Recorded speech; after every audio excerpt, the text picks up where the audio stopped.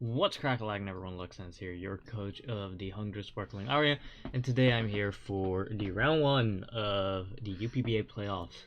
So we will be facing against badass Froslass, the 8th seed, as we did manage to secure the 1st seed with our 9-0 record. As you can see, Froslass has a Genesect, a Latios, a Zygarde, Wobbuffet, stuff like that.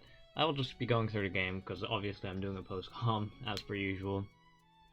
And let's see where this goes. So,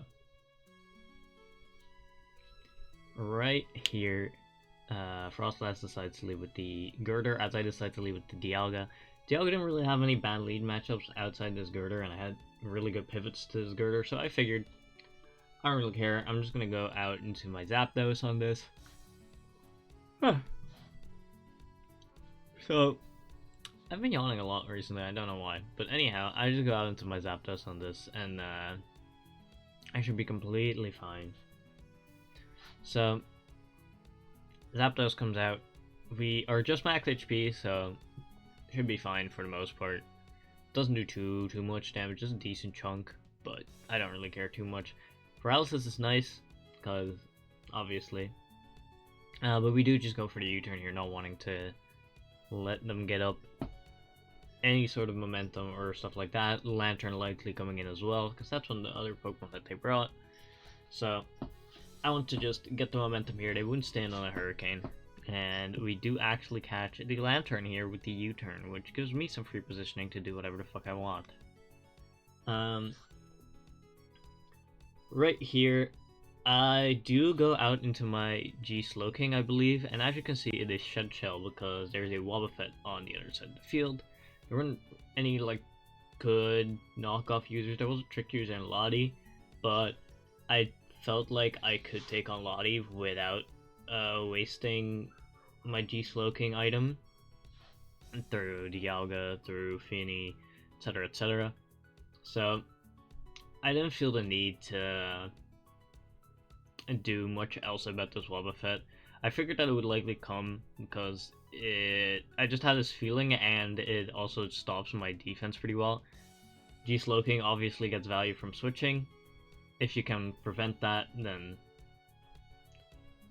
I don't get value freely.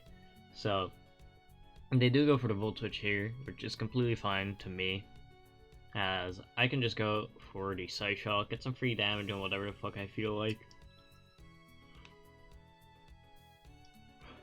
And they do end up going out into the Wobbuffet, which I don't really care, as I said. Psyshock does a decent chunk of damage. Very nice. This is a crit, of course. But it does reveal leftovers and those sort of Custap Berry, which is really good for me. As right here, I can just go out into Dialga and make sure that this Wobbuffet is never going to be a threat. I did consider going out into Weavile, but at this range, depending on how much bulk they had, it could live a Weavile knockoff after leftovers, because they'd be around 90-ish, right? And the mineral was like 86 or something. So I didn't want to risk that and go into Weavile and just kill myself through counter. So I do actually end up backing off of that option and going out to Dialga. Now, right here, I get in my Dialga, and obviously it is now trapped, which may seem a little silly, but I do have the Toxic on this Dialga, which allows me to just Toxic whatever comes in. No stabs as well, because that was just the best. If they went for a Mirror Coat here, that's fine. If they Encore me into Toxic, that's also completely fine. They have 2 Mons that or 3 Mons now that are immune to it. With the Girder being status, the Wobbuffet being status, and the Genesect obviously existing, but this doesn't really take any damage from Genesect, especially not from physical sets. So I figured that it would be mostly completely fine to just spam talk here, see what he does, and go with that. Now, I assume that they are debating their play for a little bit, as they would have to decide where they want to go Genesect here. As I do go for Toxic on the Genesect here, obviously, which I don't really do much, but that boosts their attack, which I don't know yet if that's beneficial for them, but I do know that I am a fairly bulky Dialga.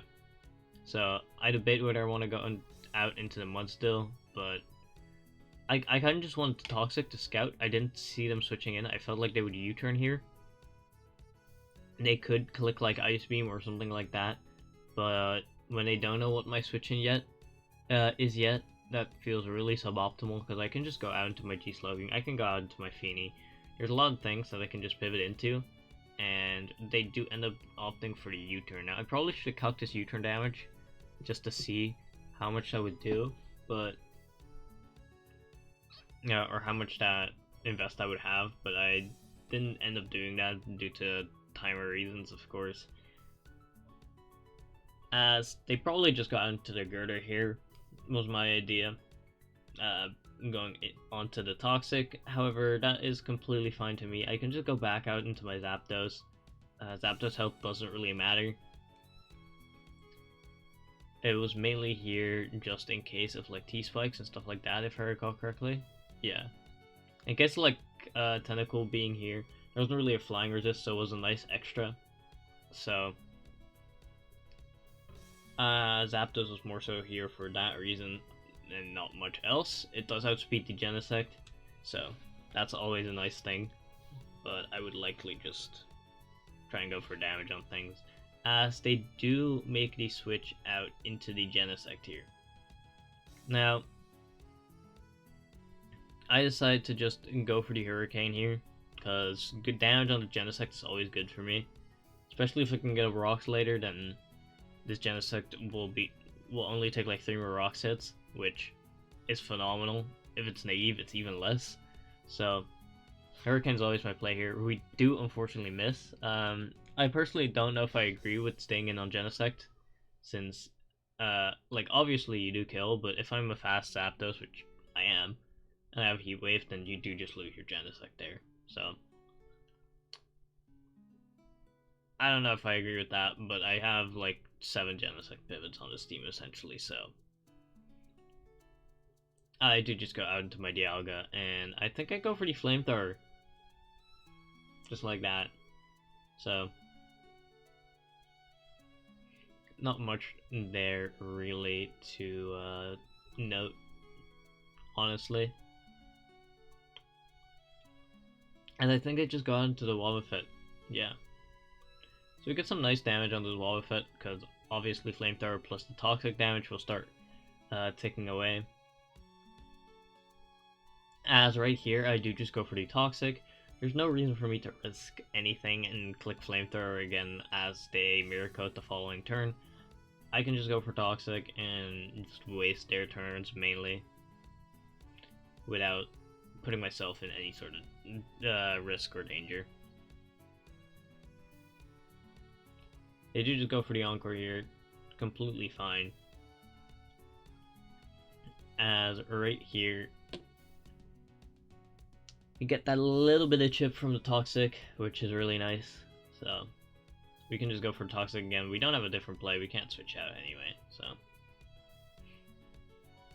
we're just waiting here for the Girder to come out, because that is the likely thing to come out, or the Genesect could come out as well, to be fair. As we do see here that the Girder does come out, so that's completely fine by me. I don't really care too much. And right now, I think I just got the Mud still. I want to get my Rocks up. I want to limit the switch-ins from this Genesect, as it's just U-turning for free. I want to limit this Wobbuffet coming in as well, as it just kind of forces me to make awkward plays, but as soon as it's gone, I just can do whatever the fuck I want, really. So I take a bit to calc, maybe? I don't remember. But I definitely click Rocks here, because it is the optimal play. So we do click Rocks here.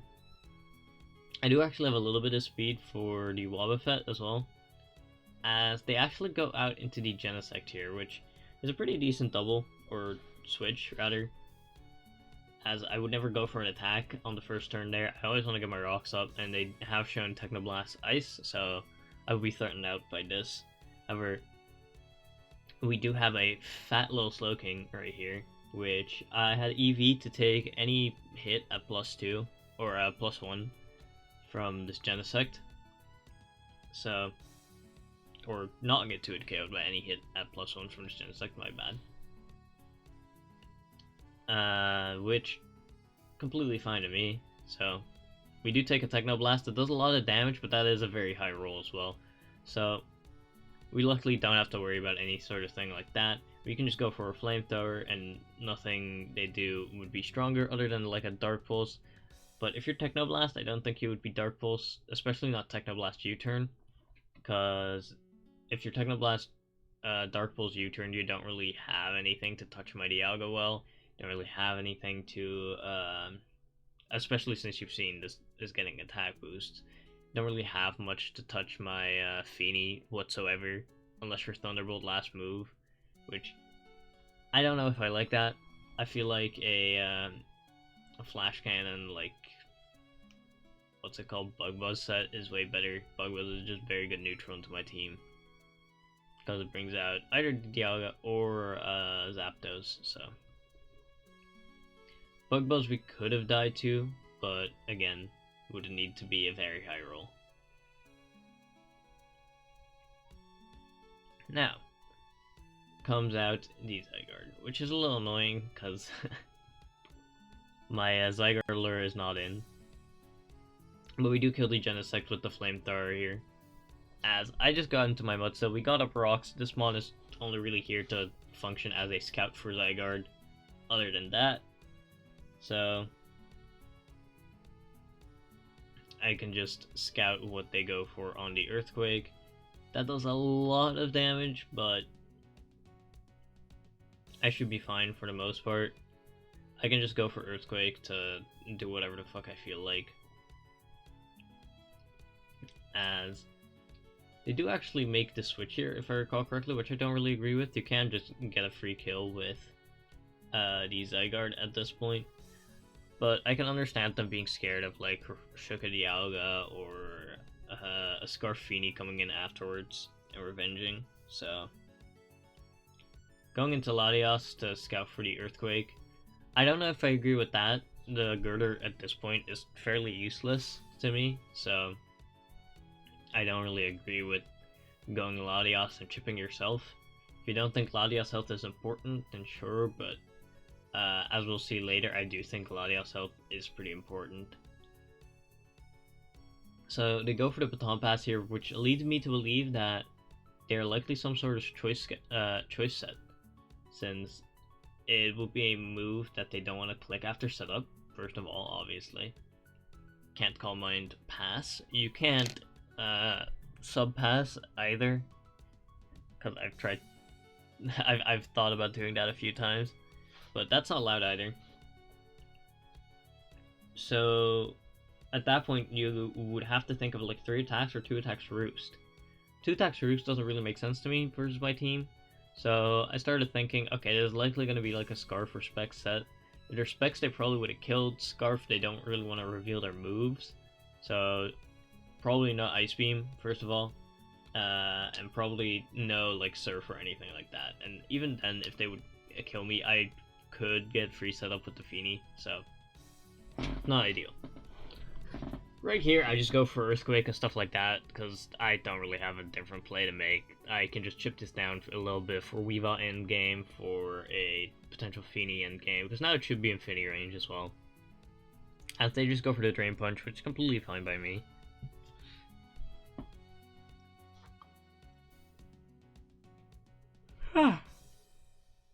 I'm yawning so much and I don't know why. My apologies. So, right here, I just go for the Earthquake again. There's no reason for me not to go for Chip at this point. This Mudsill doesn't do anything anymore. So, they just go for Drain Punch, get a little bit of health back, get like, what, 9 HP points back. It's not gonna be anything. This Girder's now in like Kawiwa range already, pretty much. So, should be fine. I think I go out into my my Tapu Fini here, which I think I do.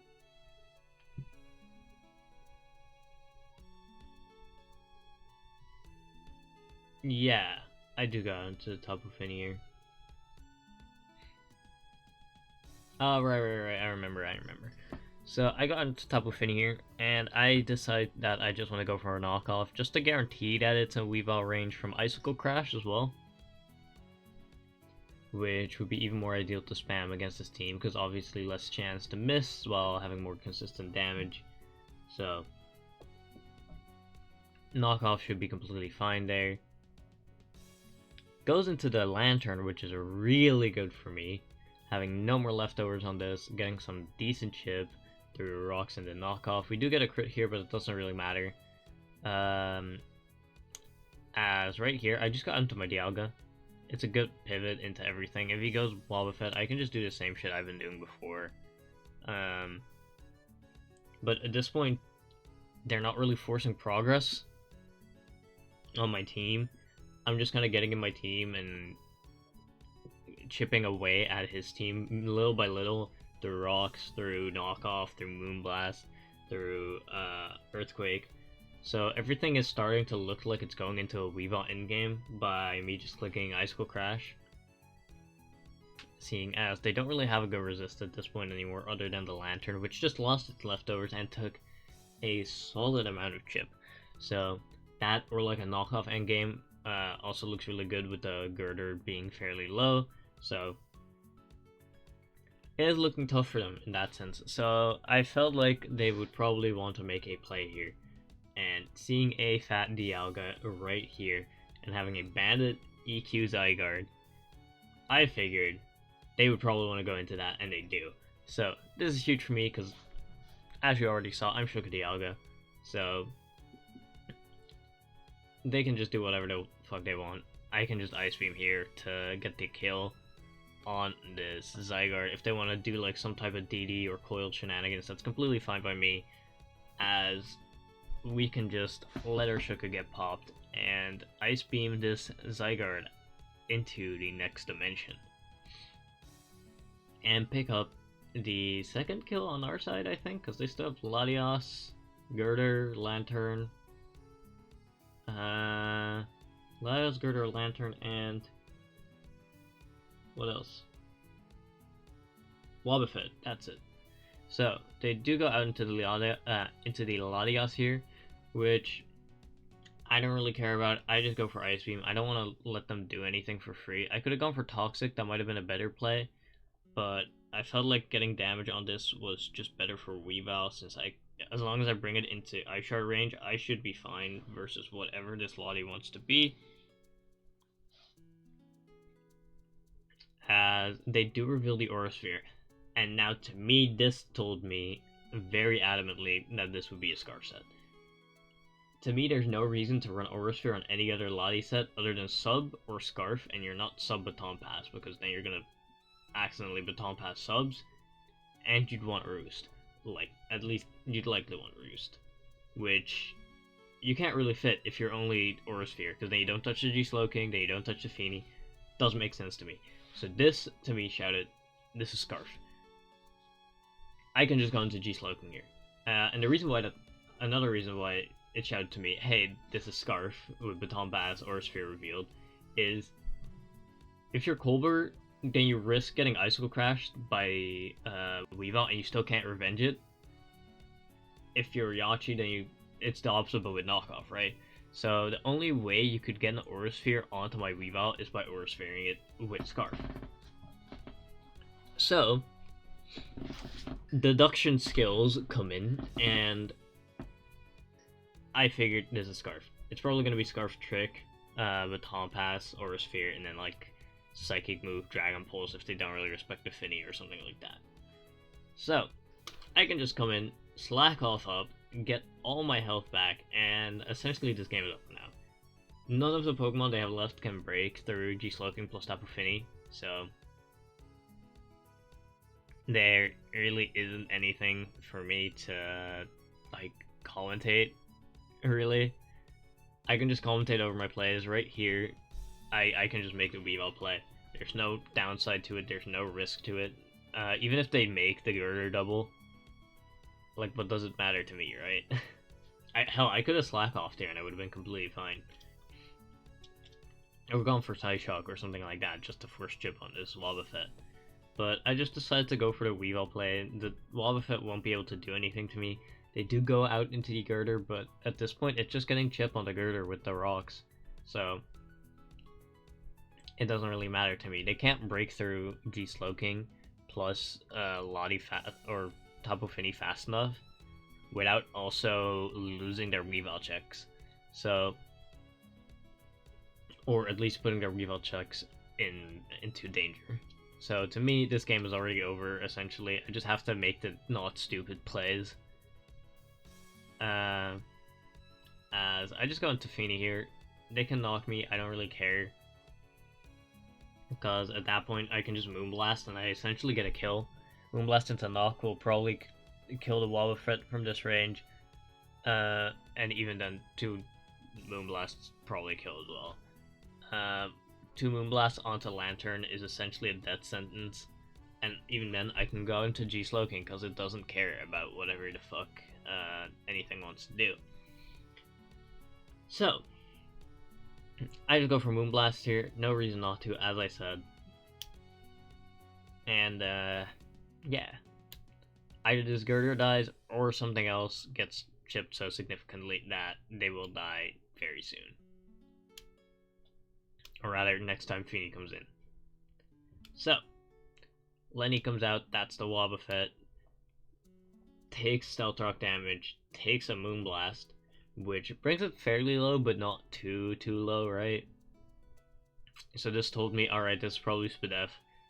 Knockoff is going to do more. It's super effective. They get a little bit of health back, but that health gets negated already by Toxic, so this is definitely knockoff range if this is like a Spadef Wobbuffet, and even then, they would still have to call the 50-50 between counter and mirror code, because they can't Encore me into anything here, since it would just not be beneficial for them whatsoever. So we do just knock off here and kill the Wobbuffet, which is essentially like just the cleanup of this game. Lantern comes out, takes a good amount of chip. I think I just go G-Slowking here. There's no real reason not to. I think I should have gone Weavile here, since they can only chip Weavile at this point. And this just allows in Lottie. I think that was a slight misplay, but in the end, it's not the one that's going to lose me the game. It's just a slight suboptimal play, in my opinion. So, I just... they go out into the Latios, which, again, completely fine. Slowking can do whatever the fuck it wants, really. I just click Ice Beam to get damage on this thing. As they do go for the trick, as I suspected, which is completely fine. I think the other thing they could have gone for was Shadow Ball, which is not too KOing, was G-Slowking at any point. So, right here, I do freeze, but I'll tell you right now, it just doesn't matter. They thaw the next turn, which it is pretty funny that I froze them at the last turn of Misty Terrain, and as soon as Misty Terrain ends, they unthaw, or they thaw, rather, which is really funny in my opinion, but that's whatever. They can just go for whatever attack they feel like at this point, and I can just Ice Beam for a kill or significant damage on anything on their team. Psyshock comes out, does a good chunk, but that's a crit. And at this point, I just Ice Beam, kill the Latios, and they only have the Lantern and the Girder left. So, at this point, they go out into the Lantern, completely fine by me. Once again, they're just chipping themselves. And I just got into the Weavile. I can't really go out into the Fini, because obviously I'll take a Volt Switch. I can't really go out into the I can't stay in with the G-Slowking because I'm Ice Beaming. But I can go out into the Weavile and just force a knock onto either this or the Girder. It doesn't really matter what they do at this point. They do go for Scald. Weevil gets scalded, hurts, obviously. No, it gets burned. But that doesn't really matter. Banded knockoff will still kill the Lantern from this range. And, yeah. It doesn't really matter at this point. I've already won the game. They can go into Girder, but then I just get Infini, and I outspeed the Lantern and kill at this point. So, not much more left in this game to discuss, really. I think a lot of the prep was interesting from Froslass' side, but ultimately, my matchup was just so much better, I feel. I did not really feel like this was a tough matchup in a sense. Like, Genesect was a little tough, but I also had like 3 different pivots to it, realistically, and it wouldn't really want to U-turn on any of them. Like, it doesn't want to U-turn on a static Zapdos. It invites in Dialga or G-Slowking, and with the sets that I brought for those, they couldn't abuse like either of them with their team. So right here I do switch out, which I could have not done, but I felt like I want to keep my Weavile alive, right? That's my friend. They can stay alive. So overall, I don't really think that this matchup was going to be too tough from the beginning. Some cool prep definitely did make it closer, but in the end, Moonblast will finish this off, and that's about all there is to it. GG's to Froslass. Maybe I'll see you again sometime. But right now, we are in the divisional semifinals by winning our first game in the playoffs. So, next up, we'll be facing off against someone who I will not be revealing yet, because you have to watch the other playoff games, let's be real here. Subscribe to Badass Froslass down below, first of all, because they make way better videos than I do. Second of all, subscribe to Jack in the description down below, because he hosts the UPBA, and he also makes better videos than I do. And last of all, check out all the people that made playoffs, because go watch their playoff games. Go. And check out the Twitch channel as well, because we will be streaming the playoff games every Monday before they go up. So you get to see them early. Now, that was all from me. That was all the propaganda and whatnot and all the promotion, but I'll see you guys next time. Peace out.